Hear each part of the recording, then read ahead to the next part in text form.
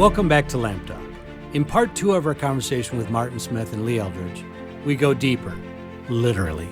From imposter syndrome on massive film sets to near-fatal on-set accidents, this episode explores what it really takes to lead a 100-person crew across oceans, underwater, and into some of the most complex lighting setups Hollywood has ever seen.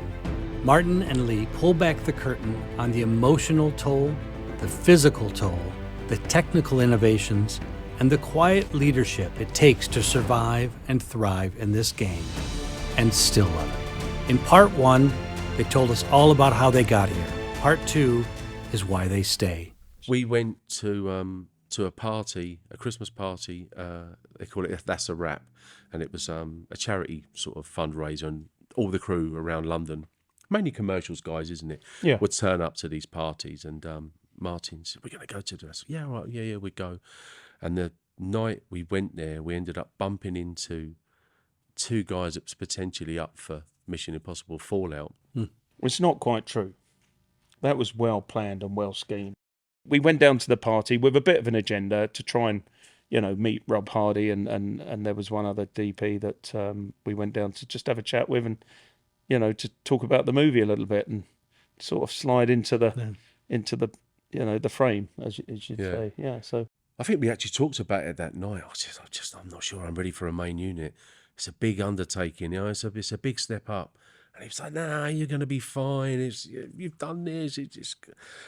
And I just wasn't convinced. And I think going into it was nervous. And you're going into accounts offices and contracts for people, and it's just so much going on. And I'm thinking, I'm not sure about this, but we done it, and yeah. But we had done a few main units by then, but nothing of that scale. Nothing of that scale. I mean, that was a huge movie, Fallout, and Rob, the DP, wanted to use tungsten lights only. Wasn't interested in LED one little bit. We didn't use any LED on that movie at all. We used some fluorescent lighting. That's a lie. We used LED on one set, and Rob walked in and spotted it straight away and said, what's that? We literally had an hour or so to rig this set, the practicals at least, and we had to put something in that was quick, and he spotted it straight away, and he pulled me on it. He said, "There's no LED on this movie. We're not using it." It was a tungsten lit movie. It was great. Yeah. We're all driven by this new technology, and it's not new now. I'm concerned the Sky Panel came out 10 years ago. Yeah. The S60, and that was sort of the big change for all of us. Yeah. There was plenty of tools before that, but up until 2015 when that tool came out, it was sort of a niche piece. But Changed the industry. Yeah. And now technology's changing so quick that it's hard to keep up with all the new manufacturers that are out there, and some of the big Chinese companies now that are flooding the market with their products, and quite fantastic, a lot of them. And it's hard to pick where to go with equipment, I'm finding now. And, I lean heavily on the programmers for that. And Dan Walters, as you know, worked with us for many years. And you lean on their mindset for advice on, I know what I like, and I know what I want to happen with a light. But the technical back end of it is something that, I just can't keep up with. Yeah. And you do need people around you that can, keep up with the current trends and how everything's networked, and, where it's going. It's also exciting in a way too, because the ability to do the things we can do now with lighting that we couldn't do 15 years ago is amazing. I mean, think of doing some of the sets that you just did without LED technology. Yeah, I think, it's time we educate a lot of the producers and production managers, because they don't see it. They don't see, well, some of them do. That's not correct, but a lot of them don't appreciate or understand how our jobs changed over the last 10 years. We've all had to become so current with, networking systems and LED technology and color science and color spaces, and it's a whole new skill that we've had to learn. And that, on top of current health and safety legislation, risk assessments, and how that world is navigated, and our job as gaffers has changed heavily in the last 10 years, and I don't believe the reward is there for the collaborative that you put into a movie. I think we're now such big players on these movies because every department comes to you as the gaffer, and they want, they want advice on, power supplies. They want advice on how to lift something, how to rig specific things. They want to be collaborative, and you have to interact with all these departments, but also budgeting skills we've had to learn, because before, a gaffer would just order a truck full of lights and they'd go out and shoot, and if they needed to rig stages, they'd order lights. They weren't in charge of budgets like we are now, and they didn't have to forecast equipment budgets and labour budgets and read the script and break it down and look at your locations and logistics of travel. They were helped a hell of a lot with that, but now it's down to us to deal with all that. Probably quite rightly, but it's new skills we've all had to learn on this, over the last sort of 10 years. Introducing LED technology with that, and networking, control, green technologies, solar technologies that we've been using a bit on our show. And, we're currently, we're learning all the time, but we're having to keep up with it. We're going to, college a lot more to learn some new technologies, and the job as a gaffer's forever evolving, it feels. And I enjoy it and I love that, but I'm not sure sometimes that's noted or appreciated as much as when you're designing systems to go, submersible systems to go on a a gimbal that's going to be underwater for a year, and it's a different remit, and that should have at least some reward to it, I believe. And we were not, even the last 15 years, the most advanced department. No. On the set, but now we are by far we're technologically the most advanced department. Yeah. And every other department, like you said, is now looking at the technology end, especially the networking end, to our departments. And it's really, like you said, it really hasn't, the understanding of that responsibility hasn't quite been realized. So hopefully there's some production managers watching right now.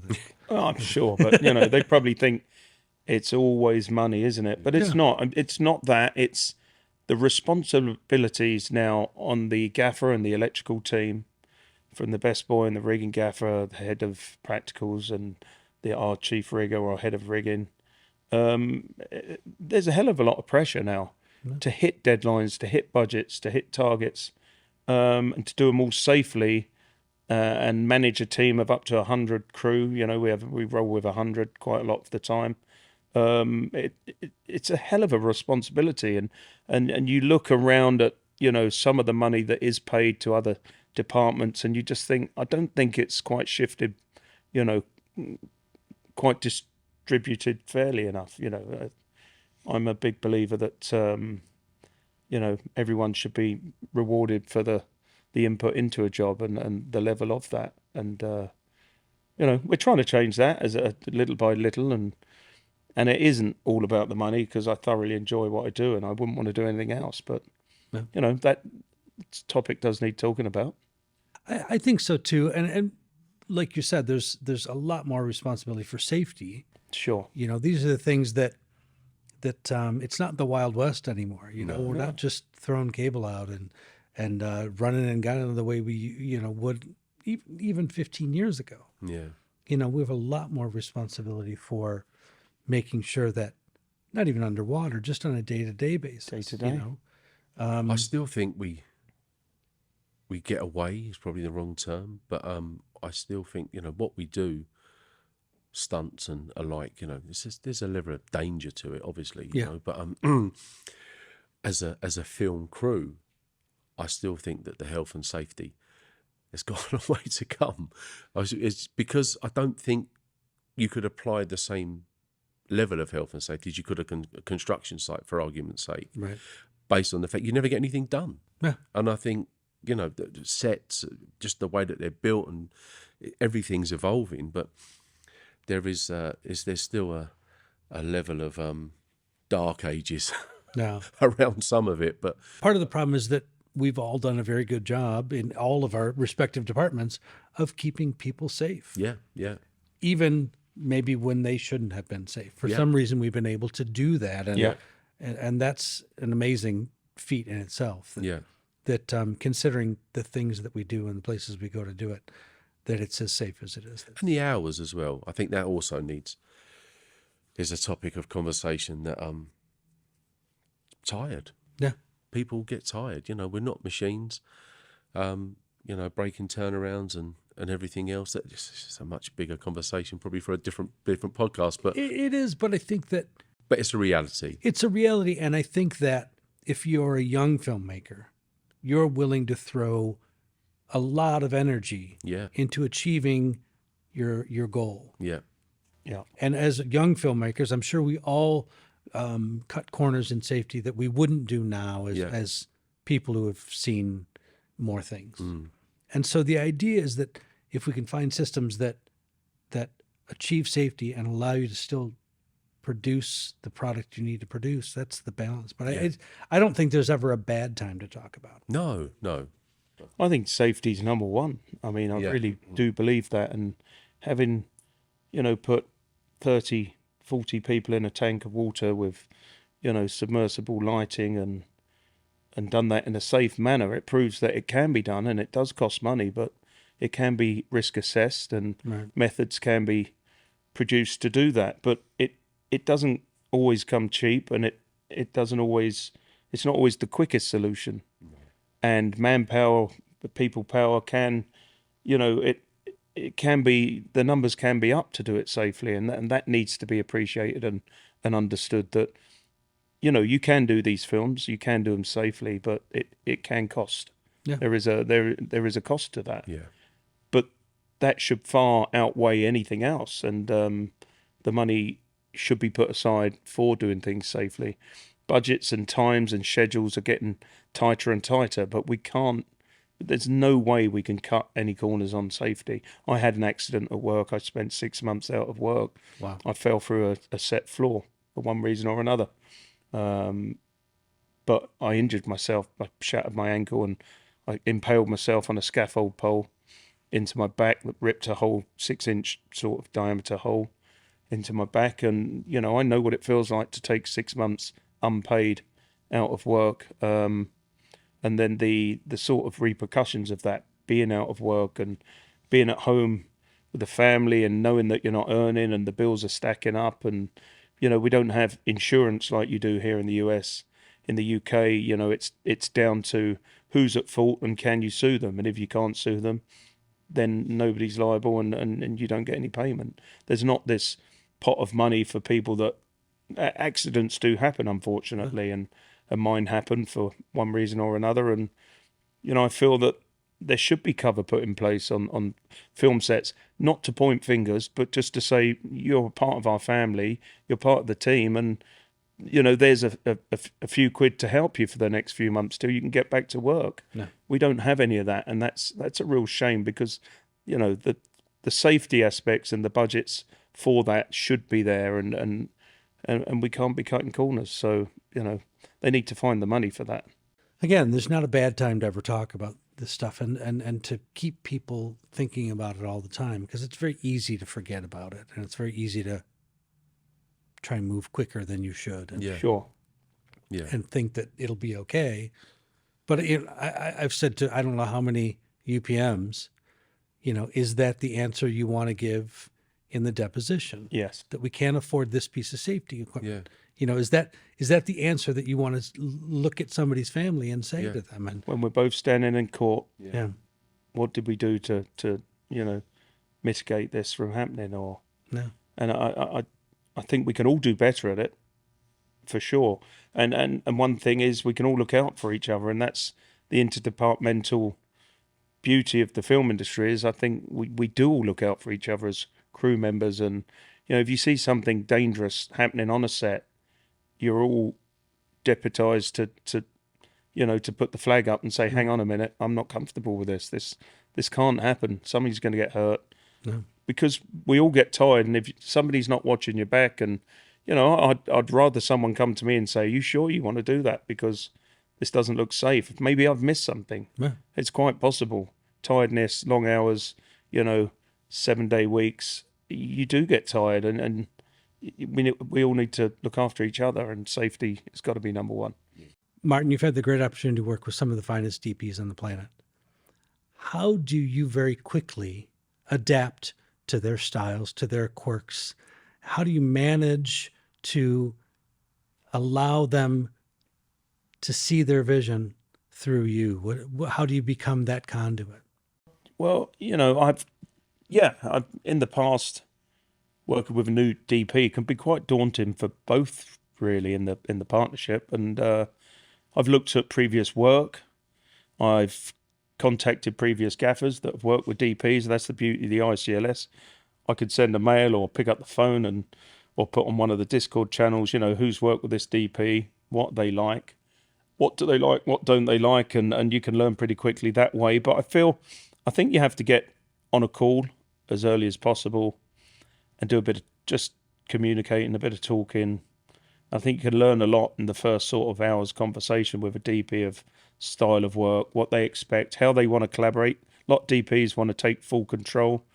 Most that I seem to work with want to do a partnership, collaborative 50-50, and you look after the lighting and come up with ways of doing, a lighting setup to satisfy how they want the style to look. But you can only learn that by talking and opening up, the dialogue channels with a DP, and I think it flows fairly quickly until you're on set and you start, actually getting into the nuts and bolts. It's very hard to see if you're satisfying everything that is expected of you, but B, it's also probably the DP's trying to figure out, are you up to the job? You might have got a job on a word of mouth, or they might have seen who you've worked with, or a CV, or very rarely does that happen now, but it's normally a producer that would put you in, or a relationship with a producer that's doing a movie that wants to put you in, or a lighting company might put you in with a DP, and they don't know until you meet. It's hard for both parties to really figure out how that relationship's going to grow, and you're going to spend more time with a DP than you are your family for the next 6 months or 5 years in my case. The way I like to do it, quite frankly, is to be on the movie before the DP and then pick the DP to work on the movies, which we've done for Mission Impossible. So, that's another way of doing it. It's a rare opportunity, though. I wouldn't count on that every time. Yeah. I'm very lucky to have been in that position. But, I get a little nervous when we're setting up a job. I always find the hardest part of any movie is getting the cogs turning early on and figuring out, doing deals with producers and figuring out rates, and then doing sort of budgetary labour budgets and trying to figure out numbers to fit within their budget, and it's a real slow process, and then starting to collaborate with the DP and do some camera tests, and it's a bit of a grind, the start of a film. I always find until the first day you start shooting, everything seems to settle down a notch or two, and everyone just breathes in a bit, and then relaxes, and you get into some tough situations pretty quick. But I do find you deal with them better once we're shooting, when you've got a bit more time on your hands to think about it and to reflect. You could tie yourself up in many knots and different ways of doing things, but we work best when we're thinking on the job, and to work with a nice DP that wants to collaborate makes it much, much easier, because they trust you, respect you, respect your decisions. Don't always get it completely right, but you're there to do your damn best to get it right, and I think that's appreciated by most DPs. I've worked with some that probably wouldn't care to work with again, unfortunately, but we got through a tough situation on a couple of shows, and you dig deep, right? You dig deep, and I'm sure they're thinking the same, but you can't get on with everyone, and it'd be surprising if it worked every time. It doesn't always work every time, and it can be a bit tougher, but you don't ever want to be pushed off a show or walk off a show. You're there to do your best, and you can do your best, and sometimes it's just not quite enough, or it's not quite clicking. And the beauty of the film industry is in 6 months or 9 months' time, you shake hands and you don't have to do it again. But hopefully by then you've produced something rather quite, great. Even though it was a bit more of a tough show, but yeah, it's difficult. It's difficult building those relationships, and when you've built them, you want to work with a lot of DPs over and over again. I'm sure you have that. There's probably 10 on my list I'd jump at, but you don't always get the opportunities, unfortunately. Lee, you touched on something earlier, and I will assume that we all sort of go through it, but this imposter syndrome. I don't go for it. You're just completely confident all the time. It's amazing, though. I'm a good blagger. We've all been doing this for a long, long time, but until you get to that moment where you're on set and you're starting that lighting process, there's always this weird, like, anxiety. And I guess that's partially excitement, that's stage fright, whatever you want to call it. But it's not really until we start to do our job in a really practical way, to me, that I feel really comfortable. And I don't know if you guys feel the same way, Martin excluded, because, No, I've suffered. And I do believe it's not, as you said earlier, it does keep you grounded sometimes when you stand there and you think, how am I in charge of all of this? Yeah. How does the buck stop with us with all of this that's going on? You look around some of the sets and you think, it's 2,000 fixtures hanging there and 2,000 lights or whatever. And, we've got full control back to an iPad and the crew are there and everyone's ready. And you just think, I'm not sure this is, how, why should I be? I mean, I've got a hot. Am I going to get found out today? Is this the day I get found out? Or is this, are we going to get away with it one more day? I don't know, yeah. The Svalbard situation with the generators, we're literally staring down a barrel of a gun. We're in... Because we were powering the whole unit. Yeah, there was not another single generator there. There's no other way to power the set. right. I'm standing at the quayside with 4 frozen generators and a group of people around me asking me when we can shoot. I'm like, okay, well, it's not looking good right now. And you kind of go, okay. And then, the other side of that is the production manager that was out there with us sent a bottle of champagne to my room that night. He said, you've helped us right out. He said, and hands up. He said, we couldn't have done this without it, which is lovely. Do you know what I mean? And again, it's that imposter syndrome. You sit there and you think, I'm now on a ship, in the Arctic Circle, drinking a bottle of champagne that's been gifted to me by a production manager for thanking me for doing my job, And again, it's that another situation, another story, but grateful for what you achieve. But at the same time, I don't think it, as I said earlier, I don't think if it ever goes away, then maybe you're a bit too cocksure of yourself. I don't know. I think Perhaps. being that or feeling that way keeps you grounded. No. And long may that continue, but yeah. I remember being in a helicopter that flew from the Oval Cricket Ground in London, off the sacred Oval Cricket Ground, turf, whatever you call it, with Tom Cruise, camera op, 2 RAF pilots, and a focus puller. And we took off and we flew over London with the door open and, watching the world go by, and we landed it in Trafalgar Square. And I've got the whole RAF outfit on. I've got this moustache and we landed in Trafalgar Square. There's only one other helicopter that's ever done that. This was on Edge of Tomorrow, and it was an air ambulance that landed there before us a few years before, and we're still the only other helicopter. We landed there about 7 or 8 times that day, take after take, and at that point I had massive imposter syndrome because I'm looking at Tom acting, and we're in this RAF Puma, I think it was, it was a Puma, and I just thought, how I didn't do very well at school, to be quite frank. I passed a few exams.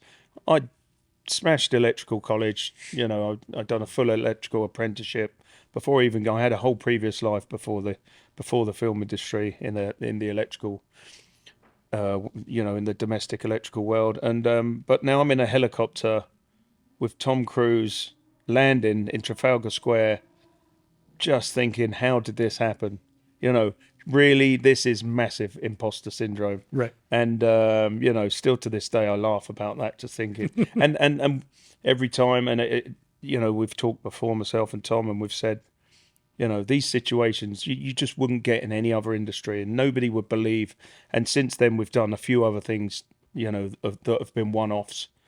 And it's just mind-boggling to think that, a guy from Brighton on the south coast of England with very little qualifications got into the electrical industry, and then met a gaffer that was working on movies, that was traveling the world. And, I was working as an electrician, in a hospital at the time. I've been there for 2 years in these horrible roof spaces. I was like a little hospital miner that was trying to wire these horrible tight roof spaces, and it was my girlfriend's dad, Steve Costello, a well-known gaffer in the UK. He was going off as an electrician, but he was going off, to all these far-flung, wonderful places. And at that point, I knew exactly what I was going to do. I was going to go and get into the film industry, because it looked a lot rosier than what I was doing as an electrician. And there started the path, really.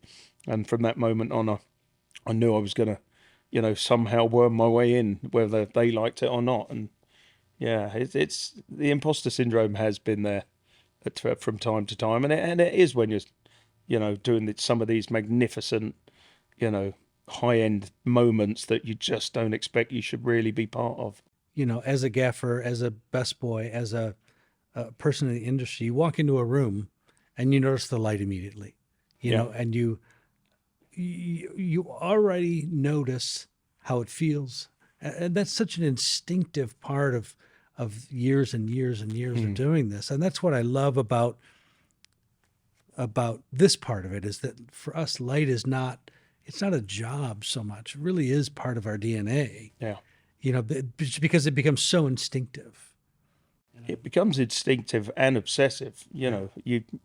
You do start to really obsess over different lighting setups and the new product ranges, and how other people have lit scenes, because to me, you can learn so much from other people's, quality work that's out there, and that's being shared a lot more on some of these sites, and opening up more with Instagrams and things like that.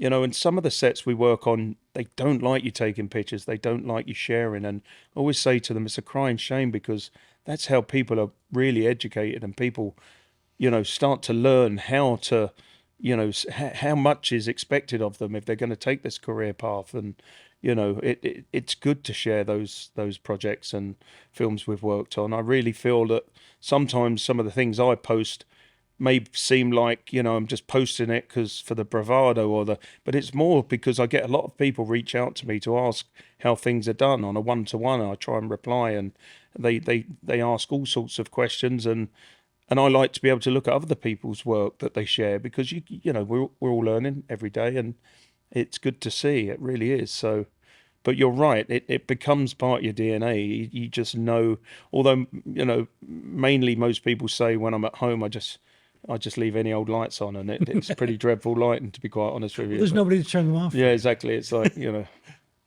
Lee, you work with one of the biggest gaffers in the world on some of the biggest jobs in the world.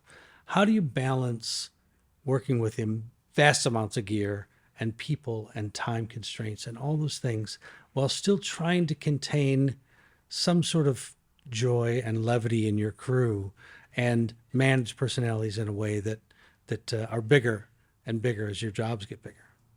I think for me, you almost become a bit of a buffer. There's so much information that comes your way that in certain situations, you don't have to let all of that out. From a crew perspective, and it's about keeping crew, keeping people ticking over. If there's not bad news, but if something comes from a production officer, we know we're not working tomorrow, and people go, does that mean we've got to work the weekend or whatever? And you kind of, sometimes they don't even come to fruition, you have to take the good and the bad situations and try and sort of keep a bit of it in, or we'll have a little private conversation and say, okay, we'll ask the guys if, I can't think of a good situation, but that's sort of one side of keeping morale high. And I think just having fun as well, just, not taking it too seriously. Yes, it's a serious job, and yes, we've got to get a product made. Yeah. But if you can do it with a smile on your face, I think it's definitely keeps people on their toes and keeps people happy. With the equipment, dealing and having relationships with lighting companies is key. I mean, the service of a good lighting company or rental house, it's just so important. As you know, it's dealing with people in an office that you go, I need this ASAP. That's changed tomorrow. Cancel that. And people having that sort of same humour, because it can be, it can get the better of you sometimes, and just trying to stay positive in that situation, I think is definitely is another side of it. But just good crew, good people around you, and relationships that you've created over a long time only adds fuel to that fire. I think you've got to you can't be honest with people, because I think if you was honest with people, you'd never speak to them again. But I think, just being the sort of bullshit buffer, for want of a better term, and going, okay, this is the situation, this is the best we can do. Are we all okay with that? Is that?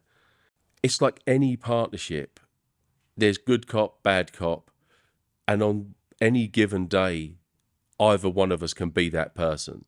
There's probably things that he does that piss me off, and things that I do that piss him off. But I think not letting it out and not saying, I think he was wrong there, or I think we could have done that another way, because ultimately it doesn't matter.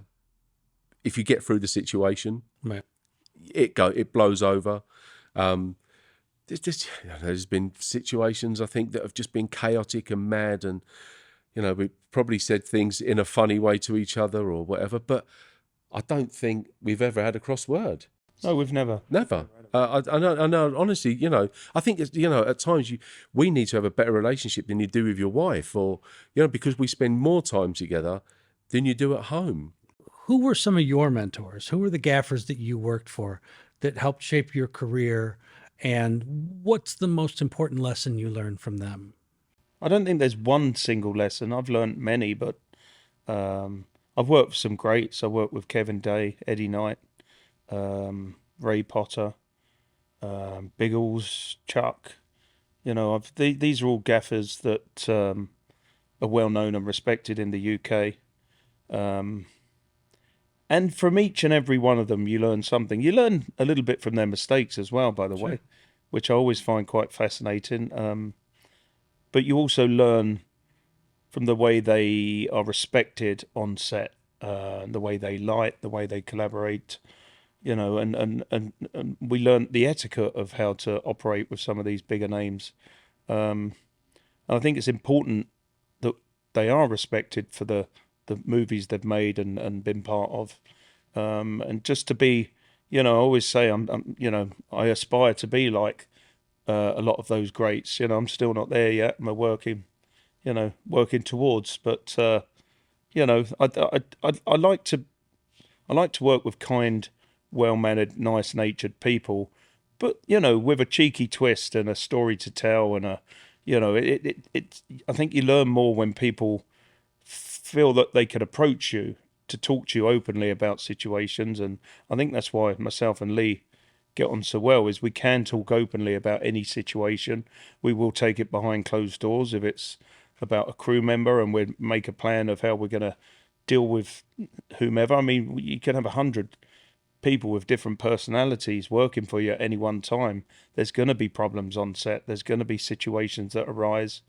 And I think some of the greats that I've worked with taught us how to manage a crew well. And I think, a big chunk of what we do is crew management. And I think really that's what I've taken from some of on the larger features and some of the greats, as I'd call them, how they managed crews and how they, were always open and approachable.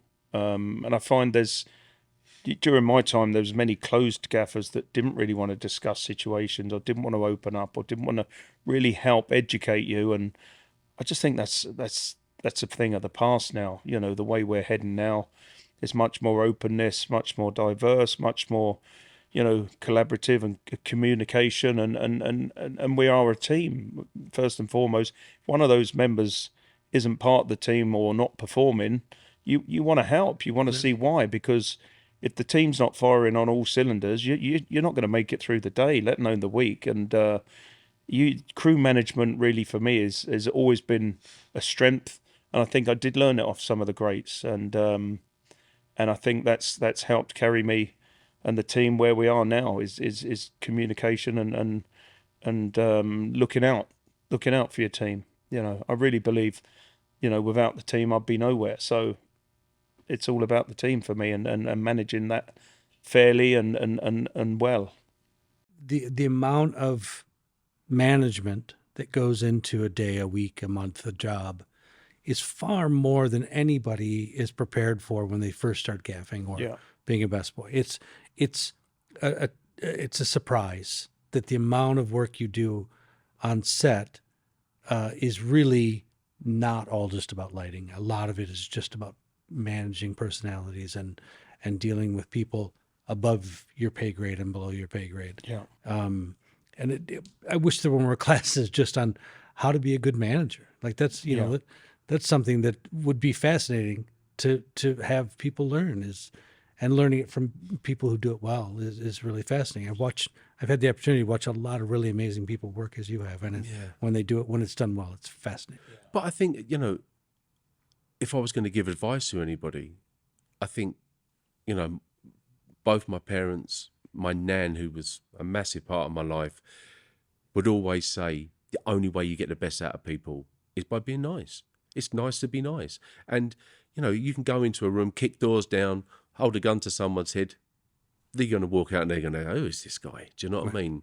Yeah, I'm not saying go in there and, have you had your hair cut? Or, oh, your eyes look nice today. I'm not mean that, do you know what I mean? But, you know, flattery is everything, isn't it? And I think we all work better with a little pat on the back and thanks for doing that. It doesn't hurt, do you know what I mean? Bottle of champagne. But there you go. A thank you goes a long way. Yeah. I think we always do it. Whenever we start a new job, we'd always walk around the office, say hello to everyone in the production office, go in and meet the girls in accounts, or whatever, do you know what I mean? And walk in and put a face to the name. This is me. We got any problems? Come and speak to me. Send me an email. Call me. We're approachable. Because I think traditionally, not just our department, other departments have had such bad working relationships with production offices or people, you know, backstage, if you like, that you need to break them boundaries. And all of a sudden you've got, you know, one of the accounts girls is walking through a studio and, oh, hello, Lee, how are you? And it's just nice to have them relationships because, again, you get the best out of people just by being nice, you know. That is the thing. You know, no one wants an ego. You know, everyone's seen all that, and it just doesn't work. I think we all know that. But yeah, I think, you know, sort of politeness is key in them situations.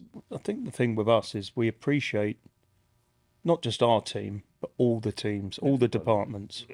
You know, the special effects, the grips, the camera, the caterers, you know, I'll say hello to anyone that's cleaning the loo and have a conversation, or the drivers, or the, you know, whomever it may be, the accounts, as Lee said. You just want to know who's part of this travelling circus that you're going to be with for the next sort of 5 or 6 months, years, and you know, you grow to support each other, and you can see if someone's having a bad day, you know, and you can have a chat. It doesn't cost you anything to be nice and have a chat, and you know, we're all under constant time pressures, but there's always time to say hello and what's going on, you know, in your life, and you get to know everyone. And you know what? If you need a favour, anyone to bend over backwards for you, you've been nice and supported other departments. And you know, I remember being on jobs as coming up through the ranks, and a scared camera guy would come over and say, "We need a stand. Is it possible to have a stand?" The gaffer would say, "No, it's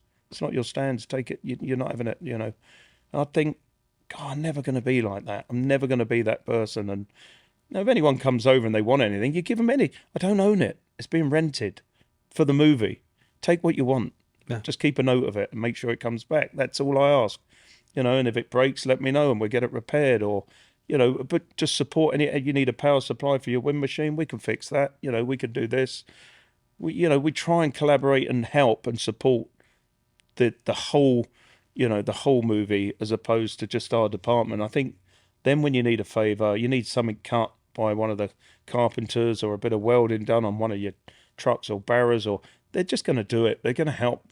People respect how you've treated them, and it's nice to be nice, as Lee says. I think that's really the way we've managed our department.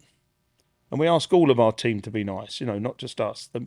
If you've got a bad egg, you're filtering them out pretty quick, and they won't be back. And we've had crew come and go, but Sure. You tend to be nice to some crew, and they take advantage of it. But they think you don't know, but they won't be back, and that's how we manage our crews in the nicest way, really. Yeah. You had one more story that you were gonna. I was looking at the pan glass, and there's a gaffer. He's still around, Wick Finch, and it was a friend of mine that told me the story. He said a young runner come up to him, and he's standing in the middle of the field with the pan glass to his eye. She says to him, "What are you doing?" He says, "What's that?" She said, "What's that?" He said, "It's a pan glass." She said, "What do you use it for?" He said, "Well, see the sun over there?" She said, "Yeah." So she puts it to her eye and she looks at the sun. And he says, "See the cloud coming towards it?" She said, "Yeah." He said, "How long do you think it's going to be until the cloud covers the sun?" She said, "I've got no idea." He said, "Nor have I, and they've been asking me for 35 years. Which I thought was fantastic. I've been yelled at by more famous DPs in my life about clouds than anything else that I've ever done. It's a thankless task, isn't it? It's horrible. It really is. Martin, we was on Maleficent. We'd done a massive scene. Martin was away. You couldn't do the Saturday for some reason.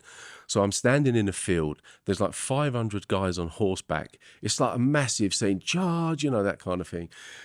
And we're standing there. The whole scene's been shot in like cloud. It's the whole thing. We're standing, the sun comes out. And the DOP said to me, "How long do you reckon for cloud?" I'm going to look at the sky, and I just want the ground to open up. Do you know what I mean? So I was like, I don't know. So the director screamed out of the tent, "Just put a number on it." So I don't even know why. I sort of brought the glass to my eye, looked at the sun, and I went, 5 hours? I mean, what do you say? There's not a cloud in the sky. Do you know what I mean? Right. I don't know. Should we come back tomorrow? I mean, I don't really know what you want from me. You went 5 hours? Oh my God. I'm like, you can see what I can see, Well, gentlemen, we could sit and chat for days upon days, and we've done that on some of those Zoom calls where it seems like they've gone on for 3 days. But Yes. I really appreciate you spending some time here. It's fantastic to see you both, and No, thanks for hopefully having we us. can do Thank some you more for of this having us, and have fun at the show tomorrow. And Sure we will. yeah, No awards for us, but it's okay. It's all right. thank you. Yeah, we'll have some ICLS awards coming soon. We certainly will. That'd be cool. Yeah. All right, sirs. Thank you. Thank you. Thank you. If you enjoyed this episode, make sure to subscribe, leave us a review, and stay tuned for more deep dives into the world of filmmaking. Thanks for tuning into Lamp Doc. We'll catch you next time.